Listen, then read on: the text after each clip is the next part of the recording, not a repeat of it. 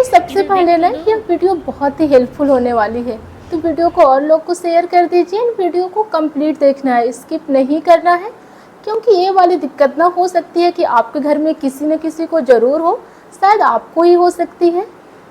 तो सबसे पहले जब मैं आज सुबह ना बस्ती के आईपीडी में गई तो वहाँ पर बहुत सारी पेशेंट थी। पहले तो हम फीमेल वार्ड में गए, वहाँ पर बहुत सारी पेशेंट थी, उन्हें जानू बस्ती दी जा रही थी।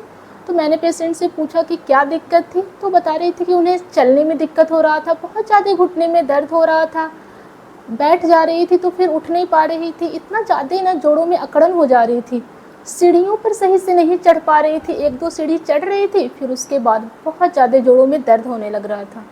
सुबह सोकर उठ नहीं पा रही थी, क्योंकि इतना ज़्यादा जकड़न हो जा रहा था ना कि वह बिस्तर पर से उठना मतलब बहुत ही मुश्किल हो जा रहा था। जोड़ों से कट-कट की आवाज़ आती थी, तो उन्हें जानू बस्ती दी जा रही थी। तो मैंने बहुत सारे पेशेंट से पूछा कि क्या आपको इससे आराम है, तो उन्होंने बोला कि हाँ, इससे बहुत ज़्यादा आराम है। फिर उसके बाद हम मेल पेशेंट के भी वार्ड में गए, वहाँ पर एक पेशेंट थे, लिटरली वो 2-3 महीने पहले बता रहे थे कि लाठी लेकर चल रहे थे। उन्हें इतना ज़्यादा दिक्कत था ना, उन्होंने बहुत सारी जगह से इलाज कराई, लेकिन उन्हें कहीं से आराम नहीं मिला। फिर वो जानू बस्ती करा रहे थे और जानू बस्ती से ना उन्हें बहुत ज़्यादा आराम था। मतलब वो पेशेंट खुद कह रहे थे कि हमने बहुत सारी जगह इलाज कराई, लेकिन कहीं से आराम नहीं मिला, और जब से हमें जानू बस्ती ले रहे हैं तब से हम सही से चल पा रहे हैं, वरना हम लाठी लेकर चलते थे। तो चलिए, मैं डॉक्टर श्वेता सिंह, स्वागत है आप सभी का हमारे YouTube channel healthy tips with doctor Shweta Singh में।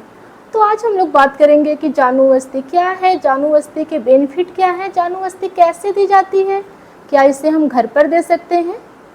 तो हमारे आयुर्वेदिक संहिताओं में जो जानू बस्ती है ना, वह आयुर्वेदिक पंचकर्म एक प्रोसीजर है। हमारे आयुर्वेदिक संहिताओं में जानू, घुटने, नी को कहा गया है। अब बात करते हैं कि जानू बस्ती के बेनिफिट क्या हैं। तो अगर आपके जोड़ों में ना बहुत ज़्यादा दर्द हो रहा हो, सूजन हो, मेनली घुटने में कट-कट की आवाज़ आती हो, बहुत ज़्यादा अकड़न हो कि आप अगर बैठ जा रहे हैं ना तो उठ नहीं पा रहे हैं, या फिर आप चल नहीं पा रहे हैं, बहुत ज़्यादा घुटने में दर्द होने लग रहा है, सीढ़ियों पर नहीं चढ़ पा रहे हैं, एक दो सीढ़ी चढ़ते हैं फिर उसके बाद बहुत ज़्यादा घुटने में दर्द होने लगता है, अकड़न हो जाती है, या फिर आप सुबह सोकर उठते हैं उसके बाद जोड़ों में बहुत ज़्यादा अकड़न रहती है कि आप उठकर अपना डेली रूटीन नहीं कर पाते हैं। अर्थराइटिस की दिक्कत है, मेनली इसमें भी ऑस्टियोआर्थराइटिस की दिक्कत है। सुबह आप सोकर उठ रहे हैं, मेनली 10 से 15 मिनट 20 मिनट तक आपकी जोड़ों में बहुत ज़्यादा अकड़न रह रहा है, आप अपनी डेली रूटीन नहीं कर पा रहे हैं। तो बात करना फिर जो आर्टिकुलर कार्टिलेज है ना, वह डिजेनरेट हो रही है, एज की वजह से हो सकता है, या फिर आप बहुत ज़्यादा मोटे हैं जिसकी वजह से प्रेशर पड़ रहा है, आर्टिकुलर कार्टिलेज जो है डिजेनरेट हो रही है। जो हमारे जॉइंट्स होते हैं ना, उनके दोनों के बीच में फ्लूइड रहता है, आर्टिकुलर कार्टिलेज होता है जो दोनों बोन को खिंचने से बचाता है। लेकिन धीरे धीरे एज के साथ क्या होता है ना कि जो आर्टिकुलर कार्टिलेज होता है वह डिजेनरेट होने लगता है, एंड फ्लूइड में भी कुछ चेंजेज ऐसे होते हैं जिसकी वजह से जो दोनों बोन है ना उनके बीच में रगड़ होने लगता है, तो आपको पेन हो सकता है। अगर आप एक्सरे कराएंगे तो देखेंगे कि जो दोनों बोन के बीच में स्पेस है वह कम होती जा रही है, तो ऐसे में आप जानू बस्ती करा सकते हैं। अब बात करते हैं कि जानू बस्ती कैसे दी जाती है। तो जिनका भी जानू बस्ती करना है ना, एक रूम होता है, उसमें पूरा सेटअप बना होता है, टेबल रहता है या फिर चौकी रहती है, लाइट की भी व्यवस्था रहती है। फिर वहाँ पर पेशेंट को बोलते हैं कि आप टेबल या फिर चौकी है तो उस पर बैठ जाएं।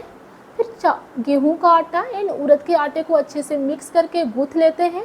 फिर जो घुटना होता है ना, उसके आकार का फ्रेम होता है, उसे घुटने पर लगा देते हैं। फिर जो हमने आटा गेहूं एंड उड़द का मिक्स करके रखा है ना, उसको उस फ्रेम के चारों तरफ अच्छे से चिपका देते हैं, जिससे कि जो हम तेल डालें वह बाहर रिसे नहीं।